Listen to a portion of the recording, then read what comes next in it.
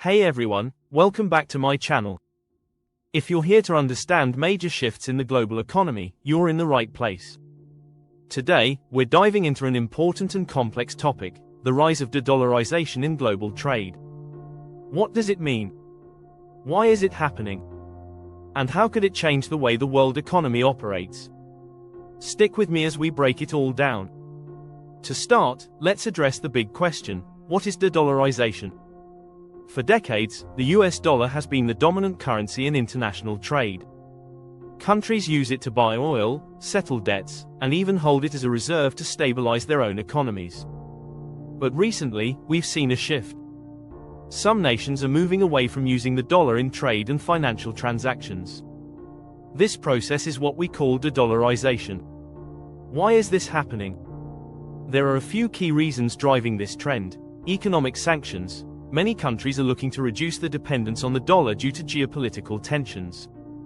For instance, sanctions imposed by the US on countries like Russia and Iran have made it harder for them to access dollar-based systems. In response, these nations are finding alternatives. Diversification of reserves. Central banks around the world are diversifying their reserves by holding currencies like the euro, the Chinese yuan, or even gold. This reduces their reliance on the dollar and spreads risk. The rise of China. As China's economic influence grows, more countries are willing to trade in yuan.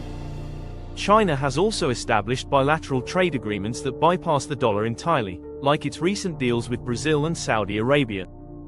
Digital and regional currencies. The advent of central bank digital currencies, CBDCs, and regional payment systems is making it easier for countries to trade directly in their local currencies. How is this playing out in global trade? Let's look at a few examples. Russia and China. These two nations have significantly reduced their dollar transactions, with trade increasingly conducted in yuan or rubles. The BRICS alliance. Brazil, Russia, India, China, and South Africa are exploring ways to create a new reserve currency to challenge the dollar's dominance. Oil transactions. Major oil-producing nations like Saudi Arabia are starting to consider accepting currencies other than the dollar for oil payments. This could be a game-changer, given the historic link between the dollar and global oil trade. What does this mean for the US dollar? Now, does this mean the dollar is losing its status as the world's reserve currency? Not so fast. The dollar still accounts for about 60% of global reserves and remains the go-to currency for most international trade. Its deep financial markets, stability, and trust are hard to replicate. However, de-dollarization could gradually erode its dominance over time, especially if alternative systems prove reliable. What are the potential risks and benefits? For countries moving away from the dollar, there are clear benefits: reduced exposure to US sanctions, greater control over their own monetary policies, lower transaction costs in bilateral trade agreements. But there are risks too. Currency volatility could disrupt trade. Weak financial systems might struggle without the stability of dollar-backed reserves. For the US, a decline in dollar dominance could mean higher borrowing costs, as demand for dollar-denominated assets might decrease. Reduced geopolitical influence in the long run. How might this impact you? De-dollarization might seem like a distant issue, but its ripple effects can reach everyday life.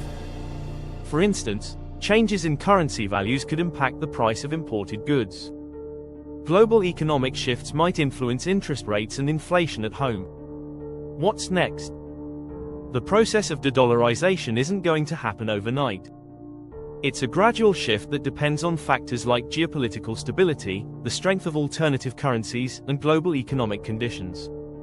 Still, it's a trend worth watching because it signals a potential transformation in the global financial system. So, what do you think? Is de-dollarization a serious challenge to the US dollar, or is it just another economic buzzword? Let me know in the comments below. And don't forget to like, subscribe, and hit that notification bell for more insights on global economics. Thanks for watching, and I'll see you in the next video.